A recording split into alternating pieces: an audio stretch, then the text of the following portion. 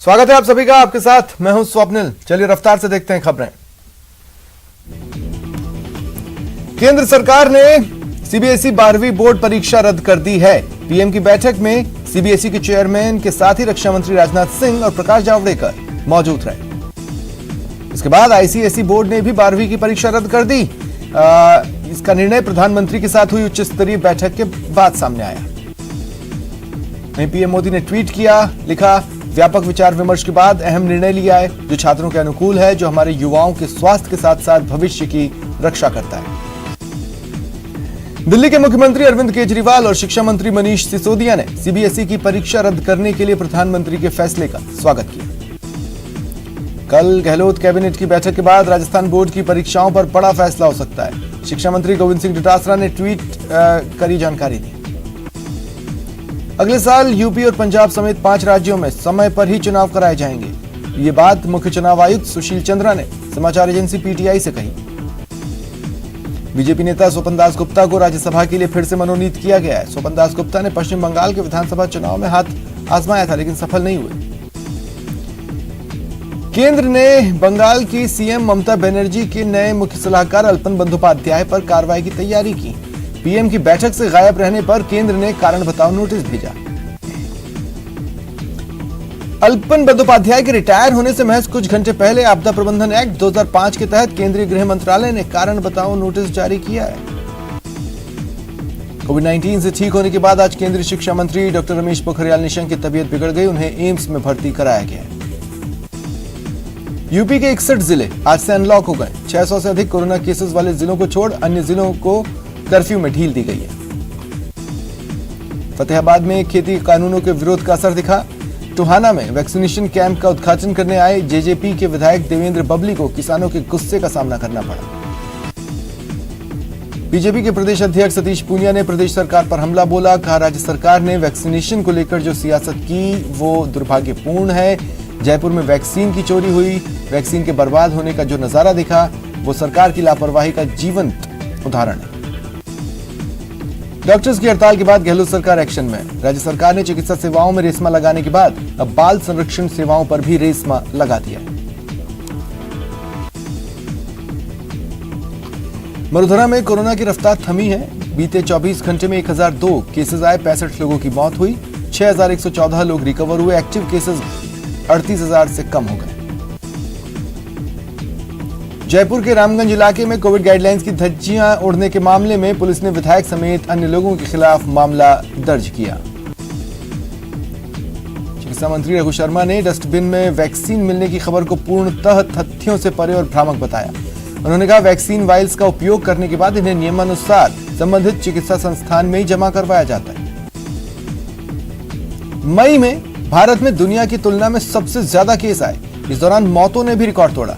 भारत में मई में 1.2 लाख लोगों की मौत हुई, जबकि अप्रैल में 48,768 लोगों की मौत हुई थी।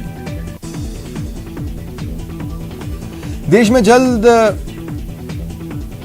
वैक्सीन की किल्लत खत्म होगी। आईसीएमआर ने दावा किया कि जुलाई और अगस्त में रोजाना 1 करोड़ लोगों का वैक्सीनेशन होगा। महाराष्ट्र और छत्तीसगढ़ के बाद अब दिल्ली में भी शराब की होम डिलीवरी की जा सकेगी। दिल्ली के सीएम ने आज ये फैसला लिया। बांसवाड़ा में कोरोना की तीसरी लहर को लेकर बाल कल्याण समिति ने बैठक की और बच्चों के भविष्य को लेकर चिंता जताई। झालावाड़ में व्यापार संघ के प्रतिनिधियों ने कोरोना की नई गाइडलाइन को लेकर सरकार से दुकानों का समय बढ़ाने की मांग की। पोखरण के फलसुंड कस्बे में दुकानें खुलने पर लोगों ने सोशल डिस्टेंसिंग की धज्जियां उड़ा दी। कोटा में रेमडेसिविर की जगह पानी के इंजेक्शन लगाने के मामले में अस्पताल प्रशासन के खिलाफ पीसीसी सचिव और कोटा दक्षिण के मेयर ने कार्रवाई की मांग की। जालोर जिले में कोरोना के इलाज के नाम पर दत्तात्रेय आश्रम में महिला को आयुर्वेदिक दवाई दी गई, जिसका ओवरडोज होने से उसकी मौत हो गई। अलवर के भिवाड़ी में ब्लैक फंगस से मौत का पहला मामला आया। इलाज के दौरान दिल्ली में मौत हुई। सवाई माधोपुर में बेटे ने लाठियों से पीट कर मां की हत्या कर दी, पत्नी पर भी हमला किया। आरोपी फरार है। भरतपुर डॉक्टर दंपति हत्याकांड में पुलिस को तीसरी सफलता। बाइक चालक भी गिरफ्तार। ये करौली में छिपा था, उसे भरतपुर लाया गया। जयपुर में नाबालिग टेनिस प्लेयर के साथ दुष्कर्म का मामला आया। नाबालिग ने कोच पर दुष्कर्म का आरोप लगाया। मामला दर्ज हो गया है। कोटा में एसीबी ने 2500 की रिश्वत लेते आशा सुपरवाइजर शकीला बानो और कंप्यूटर ऑपरेटर सत्यप्रकाश को गिरफ्तार किया। धौलपुर के मनिया में पीएनबी कर्मचारियों की लापरवाही की वजह से गैस एजेंसी संचालक को 2,60,000 का चूना लग गया। अजमेर पुलिस की बड़ी कार्रवाई, करीब 5.5 करोड़ की नशीली दवा जब्त हुई, 2 आरोपी गिरफ्तार। श्रीगंगानगर में अज्ञात लोगों ने एक युवक की धारदार हथियार से गला रेतकर हत्या कर दी। पुलिस जांच में जुटी है। जोधपुर के मतोड़ा में बदमाशों ने एक युवक का अपहरण कर मारपीट कर मार डाला। पुलिस जांच कर रही है। धौलपुर में एक युवक पर बदमाशों ने फायरिंग की। युवक के पैर में गोली लगी, उसका इलाज चल रहा है। राजसमंद में कुएं में मां बेटी का शव मिला। पुलिस ने शव बाहर निकलवाए और जांच में जुट गई। जोधपुर में एक महिला के साथ पड़ोसी ने मारपीट की। महिला ने पड़ोसी के खिलाफ अश्लील हरकत करने और पाबंदियां कसने का आरोप लगाया। धौलपुर में पुरानी रंजिश के चलते एक ही परिवार के 2 पक्षों में खूनी संघर्ष हुआ। महिला, बच्चों समेत 1 दर्जन लोग घायल हुए। दौसा पुलिस ने मारपीट और लूटपाट मामले में 3 आरोपियों को गिरफ्तार कर इस्तेमाल की गई कार जब्त की।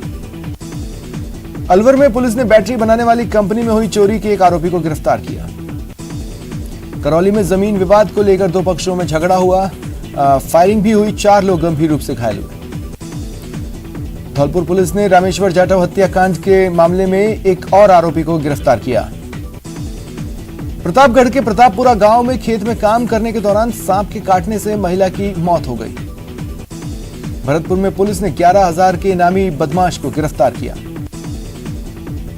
अलवर जिले में पुलिस ने 3 शातिर चोरों को गिरफ्तार किया।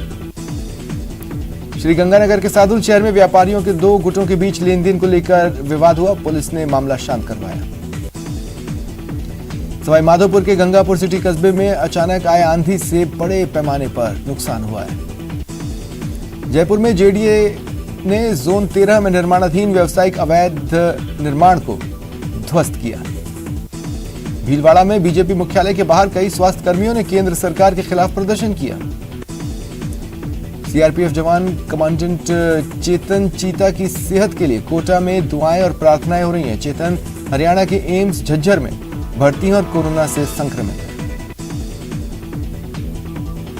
कोटा में न्यू राजीव नगर आवासीय योजना के आवेदन का विमोचन यूडीएच मंत्री शांति धारीवाल ने वर्चुअल समारोह में किया। मंत्री भंवर सिंह भाटी 4 दिवसीय बीकानेर दौरे पर हैं। उन्होंने गांव का निरीक्षण किया। बाड़मेर में भीषण गर्मी के साथ ही पेयजल समस्या बढ़ी है। लोग परेशान हैं। धौलपुर के वार्ड 12 के लोगों ने बिजली की समस्या को लेकर विद्युत निगम के एसई को ज्ञापन सौंपा। जैसलमेर में ग्रामीण ने जिले भर में भागीरथ परिंदा अभियान का आगाज किया। कैबिनेट मंत्री सालेह मोहम्मद 1 दिवसीय पोखरण दौरे पर रहे। कोरोना को लेकर बैठकें की। जनजातीय क्षेत्रीय विकास मंत्री बामनिया मंगलवार को बांसवाड़ा दौरे पर रहे। उन्होंने महात्मा गांधी चिकित्सालय का औचक निरीक्षण किया। अलवर जिले के कई क्षेत्रों में पानी की समस्या से परेशान लोगों ने जिला कलेक्टर को ज्ञापन सौंपा। कोटा में नगर निगम की ओर से सफाई कर्मचारियों का माला पहनाकर स्वागत हुआ। पश्चिम बंगाल में हिंसा के विरोध में सवाई माधोपुर जिले के गंगापुर सिटी कस्बे में बीजेपी कार्यकर्ताओं ने धरना दिया। प्रदेश में बजट घोषणाओं को लेकर वन विभाग अब एक्शन मोड में है। वन विभाग ने अलग से नोडल अधिकारी नियुक्त किए। राज्य सरकार ने नवगठित नगरपालिका क्षेत्र में आने वाली ग्राम पंचायत प्रमुखों को लेकर निर्देश जारी किए। श्रीगंगानगर में नौतपा के 8वें दिन पारा धड़ाम से गिरा और 16 डिग्री सेल्सियस की गिरावट दर्ज की गई।